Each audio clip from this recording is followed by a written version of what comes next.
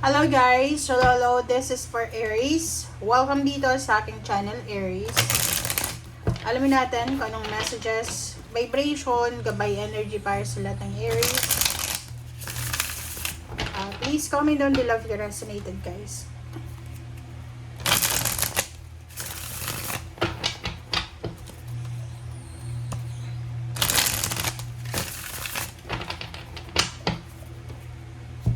Okay.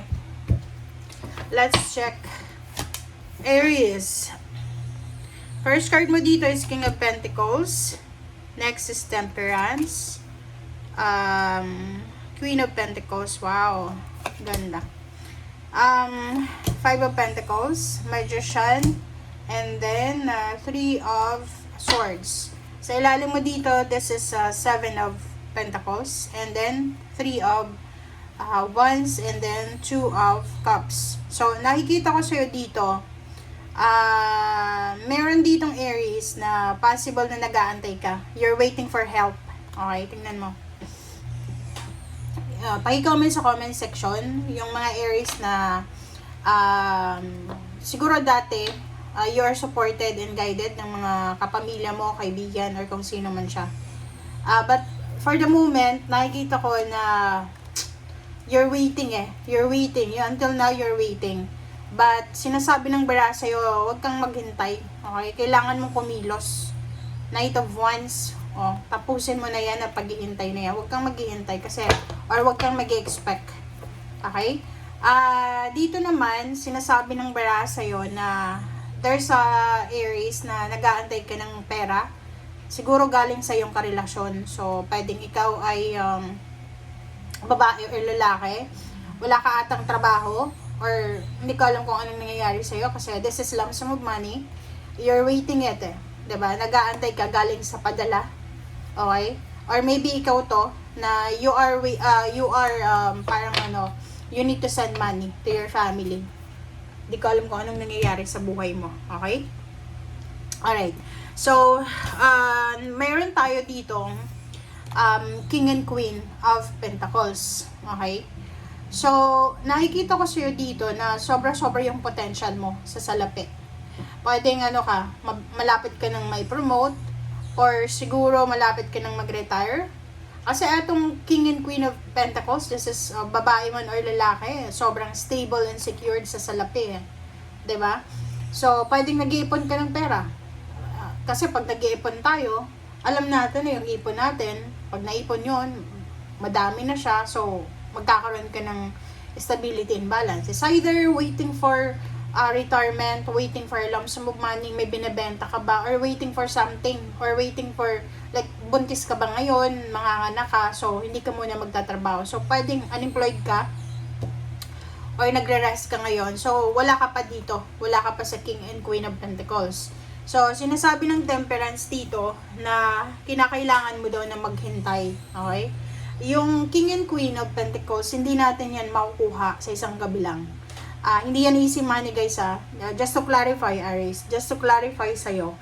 Pag pumasok yung dalawang yan, yung stability ng pera, sinasabi na, yung stability ng pera, this is long term, hindi yan makukuha sa loto, hindi yan makukuha sa sugal, sa sabong, sa illegal na gawain, illegal na whatever man, hindi yan makukuha dyan. Kailangan mo dyan ng pasensya, kailangan mo ng pasensya, kailangan mo ng sipag, ng tiyaga, kailangan mo ng maghintay, kailangan mong pagpaguran, pagpawisan, kailangan mong mag-sacrifice. Yun yung sinasabi ng bala sa'yo. Okay? Okay. Dito naman sa Five of Pentacles, maybe this is your past or present situation. Hindi ko alam kung anong current nyo eh. Kasi medyo medyo nakafocus sa future eh, waiting. So, sinasabi ng bara sa'yo dito na possible na ito yung pinagdaanan mo, or possible na siya yung pinagdadaanan mo ngayon, currently, or yung past mo. Kasi yung Magician is here, sinasabi ng bara dito na medyo heartbroken ka daw. Medyo masama yung loob mo, or talagang masama ang loob mo. Pwedeng masama ang loob mo sa isang tao. Like sabi ko nga sa'yo dito sa ilalim, siguro before, long time ago, you're supported, you're guided financially ng mga tao sa paligid mo. But now, Siguro ngayon, this is parang crisis kasi ngayon guys eh, 'di ba? Yung mga taong tumutulong sa iyo, pwedeng hindi ka na tinutulungan financially. And 'di ba, wala naman obligasyon yung mga tao sa atin para tulungan tayo, 'di ba? So kailangan natin kumilos. So since nasa baraha mo 'yon, sinasabi ng baraha sa iyo na yung financial situation mo sa ngayon, alright? Yung financial situation mo sa ngayon, walang magic dyan. Okay? Kahit masaktan ka, kahit magkomentado ka, kahit magalit ka, like for example sa parents mo, halimbawa ikaw bilang anak, financially naghihirap ka ngayon. Marami kang bills, marami kang ganyan, ganito. Pero, ano ka na, 30 years old ka na, yung magulang mo may edad na. Hindi naman pwedeng yung pension ng magulang mo ibigay sa'yo. 'Di ba? Kasi long term dapat eh. 'Di ba? Sabi ng baraha sa'yo dito, walang magic. Huwag kang masasaktan, wag sasama ang loob mo doon sa mga tao. Kasi magic to eh. Puro lang sharing, puro lang giving eh, receiving. So, wag sasama yung loob mo doon sa mga tao na inaayawan ka or nire-reject yung hinihingi mong tulong. Kasi walang magic talaga. And, sabi ng magician na to, kailangan mong kumilos talaga. Kasi walang magic guys. Magkakaroon lang yan ng magic kung may kilos tayo. 'Di ba? Sinasabi ng baraha sa'yo dito na kailangan lahat ng minamanifest mo, mangyayari yan. Lahat ng gusto mo mangyayari yan. Kung, conditional yun eh. Kung kikilos ka. Pero kung maghihintay ka lang ng tulong para lang umangat ka sa buhay, walang mangyayari yan. Okay? Tsaka unfair din doon sa mga tumutulong. Okay? So, alam mo sa panahon ngayon, sobrang crisis eh. Lahat ng tao nagkakandakuba sa paghanap buhay. So, kung naghahanap buhay ka na nahihirapan din yung mga tao sa paligid mo. Okay? Alright. So, wait lang guys.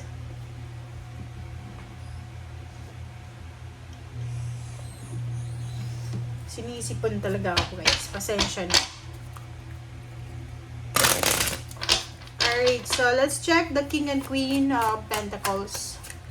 That is the financial stability para sa Aries. Oh. Diba? Sabi ko na eh. Lumabas pa rin to.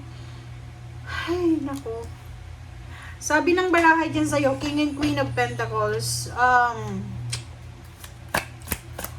you're waiting. Talagang nag-aantay ka ng tulong. Maybe nag-aantay ka ng tulong galing sa may kaya, may trabaho na kamag-anak. Nako, huwag ka nang maghintay guys. Huwag kayong maghihintay guys. Kasi, siguro sa pakiramdam nyo, okay lang yun kasi mapera naman sila. Baka hindi nyo alam, burden doon din sa kanila eh. Diba? Sa panahon ngayon, walang sobrang pera. Sa panahon ngayon, ang mahal ng bilihin. Ang hirap ng buhay. So, kung dati ay suportado, diba? Sabi ng baraha sa'yo dito, nako. Ang problema lang dito, yung taong tumutulong ay posibleng once na natapos, kasi this is completion eh. Okay? Or the other way around, pwedeng ikaw yan, Aries. Okay? Makinig ka. Pwedeng ikaw yung King of Pentacles. Pwedeng ikaw yung King and Queen of Pentacles. Ikaw yung may pera. Ikaw yung palaging nag-share ng iyong blessings. Ng pera, dati. And after mo mag-share ng pera, ng blessings, pera kasi pinag-uusapan dito guys, pera yung sinishare. Okay lang, 'di ba? Ano ka? Mahal na mahal ka ng kapamilya mo, ng mga taong yan. But now, nung panahon na dinicline mo na, na-reject mo na, nasabi mo, ay wala akong pera, wala akong maibibigay. Eto, naging 10 of Pentacles. Natapos yung magagandang gawain mo. Ang ipinalit sa'yo, puro backstabbing, pagda-traidor. Diba? Na-experience yun doon sa mga Aries na kayo yung tumutulong. Kayo yung hinihingan, kayo yung responsable sa pamilya. Nung mga panahon na nagbibigay kayo, puring-puri kayo. Pero ngayon na panahon na wala kayong may share, na-reject mo, dinecline mo yung hinihingi nila, ngayon, chinichismis ka na. Diba? Parang ganon. Okay, what's the temperance?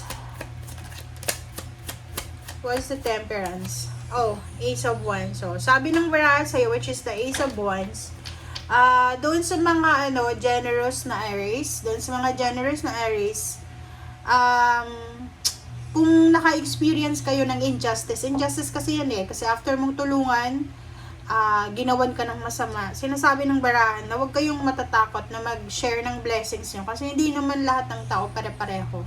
Okay? So, halimbawa, yung tinulungan mong isang kapatid mo, ungrateful siya, hindi naman ibig sabihin na yung isa mong kapatid ungrateful din. So, yun.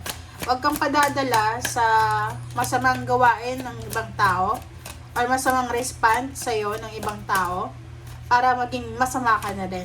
Okay? Huwag kang padadala sa kanila. Oh, di ba? Sabi ng baraha sa'yo dito, Aries, na if you are an Aries na you are struggling, may mga financial problems ba kayo?